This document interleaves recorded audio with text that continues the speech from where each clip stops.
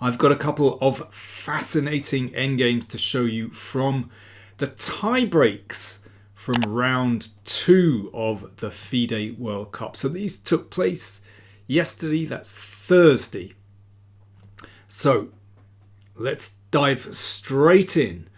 Lorenzo Lodici, Italian Grandmaster, 25 years old, playing Hans Niemann, 22 years old. Well, we know Hans's reputation. Everyone's got an idea about him. But, you know, he's trying hard. He wants to get into the candidates. And here he is in Goa. So, Lodici played a very clever opening, actually. Got the advantage. Went into an endgame. And you can see he's got white here. He's a pawn up. Black's king is miles from the king's side. And here white should be winning. Well, let's have our first think and drink moment here. If you were playing white, what would you do next? White to play. How can you just turn the screw in this position? White to play. Cheers.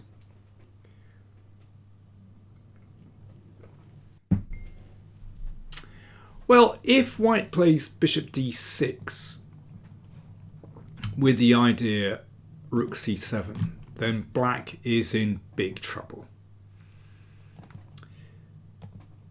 But Lodici played bishop d4, which also looks incredibly strong. Just putting pressure on the g7 pawn. But here is where Hans found an excellent defense. Rook e4, that kind of must have come out of the blue. I mean, by this stage, you know, they were down to their final minutes. Time control 15 minutes plus 10 seconds per move made. So it's not frantic because they get 10 seconds increments still. You know, stuff happens. You can miss moves. So miss moves like this.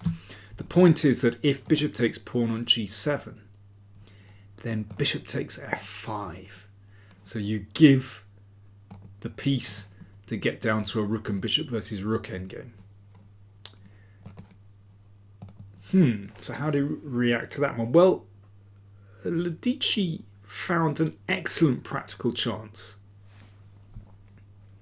He played rook takes bishop, giving up the exchange. Now clearly rook takes bishop, then the rook sweeps across and white is going to win that because black's king is so far away. So king takes rook and bishop takes g7. So this is pretty scary for black. When you've got these two pawns advancing down the board. So it's absolutely necessary for black's king to rush over. So Niemann did that. The h-pawn advanced. Niemann brought his king closer. There we go, king f7. Okay, now what do we do about that? So h7 impossible because of king takes bishop. So what about f6? Well, in this case, black is going to draw. King g8. This is a good move. You can see the bishop can't move. The pawns can't advance, and if king here, then you can always just check the king away. So black will draw.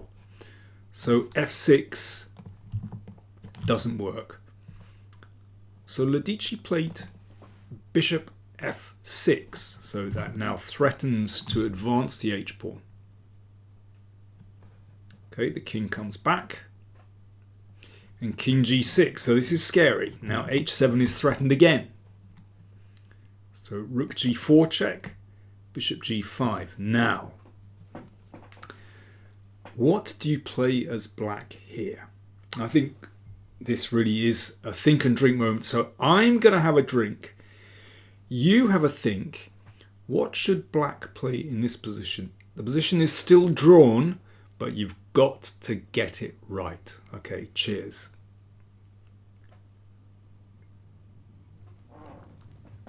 Do you want to improve your chess? Get exclusive access to live masterclasses with yours truly. Get hot opening ideas. Then subscribe to patreon.com/PowerPlayChess, and for just $25 a month you get a newsletter with a detailed test game to gauge your standard of play. A monthly video with puzzles to test your calculating skills. A monthly opening survey where I give my take on a hot variation. Access to an archive of over 100 opening surveys.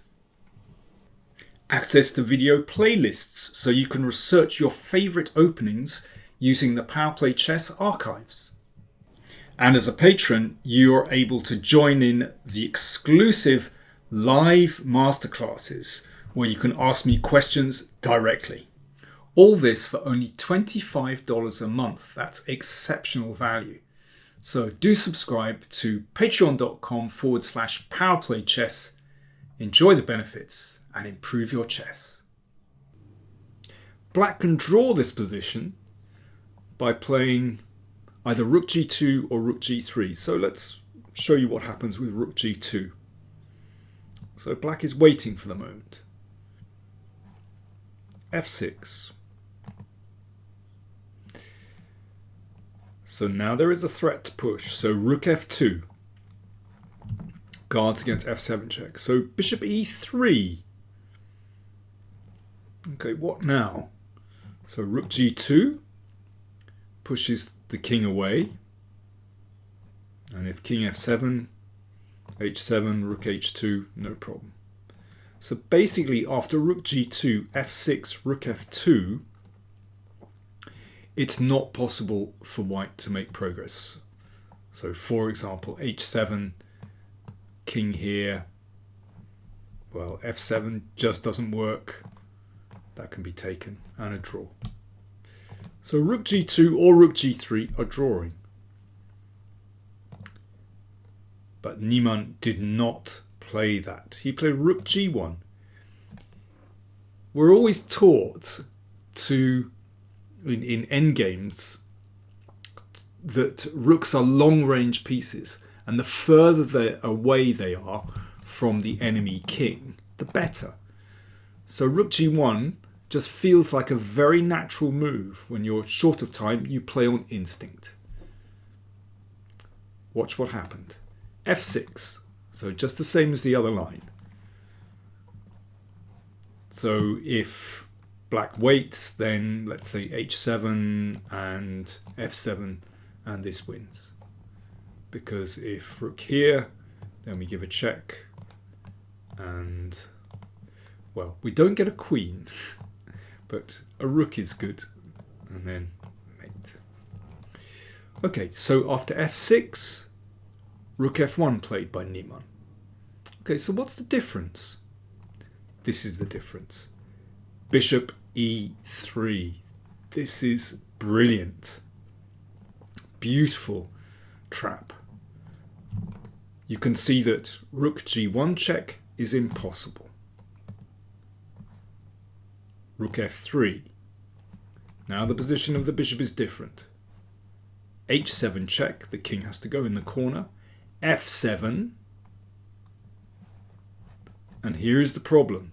If rook takes pawn, you don't take the rook, you give a check with the bishop, and that is checkmate.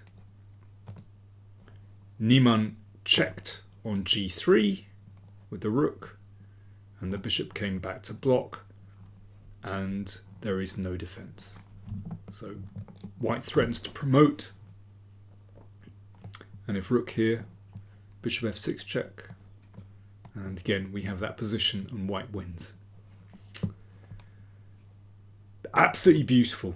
So rook g1, losing move, and bishop e3, really subtle move, preventing the check on g1. So that meant that Lorenzo Lodici won the first tiebreak game. So they went into the second tiebreak game with Hans Niemann in a must-win situation. And it was very tense. Now, let me take you through to this position. So a rook and pawn endgame, absolutely typical, where Niemann has managed to advance this b-pawn all the way to b7, supported by the king, about to be supported by the rook as well.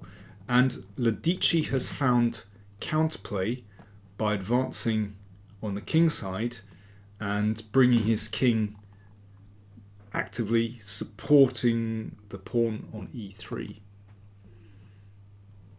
The question is, in these kind of situations, this is what happened, rook a8, is can the king get back in time to either attack this pawn or stop this one? So let's see what happened. e2. If Lodici draws this, he goes through. He's won the mini-match 1.5-half. Niemann needs to win this. Okay, got to prevent that queening, and the rook goes behind. Now this is a crucial moment in the game. What is going to happen? How should black play? We're going to have another think and drink moment. So black to play. Got to hold this position. You have a think, I'll have a drink. Cheers.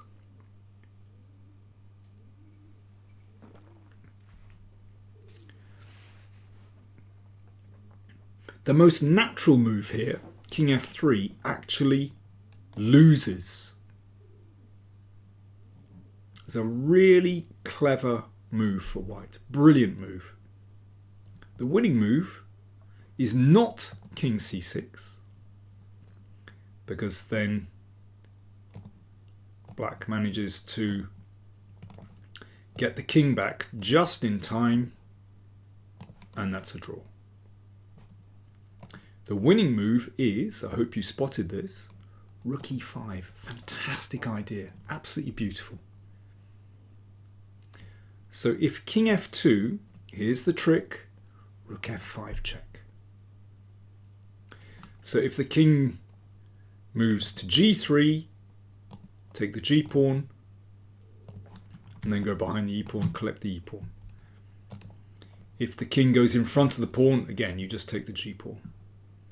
And if king e3, again you take the g pawn, because if black makes a queen, then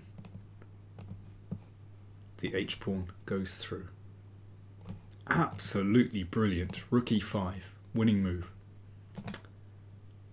Lodici did not play king f3. He found the best move, king g3. And this draws. So the rook has to take care of the e pawn. Rook takes pawn, king h3. Now, can the king get back in time? Well, no. This is pretty clear. King f3 and g4.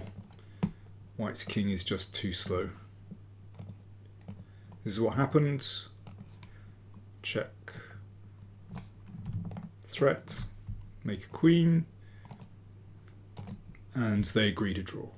In fact, if black wants to get melodramatic, you can play king g1 and king h1. And rook takes pawn. Stalemate. But okay, this is where they actually agree to draw. So that meant that Lorenzo Lodici from Italy knocked out Hans Niemann. So he's the latest big beast to fall in the World Cup. So it's round 3 today, Friday. And well, lots of interesting matches there. Hope you enjoyed that. And remember, the next live masterclass for patrons, exclusively for patrons, is on Friday the 14th of November at 8 PM UK.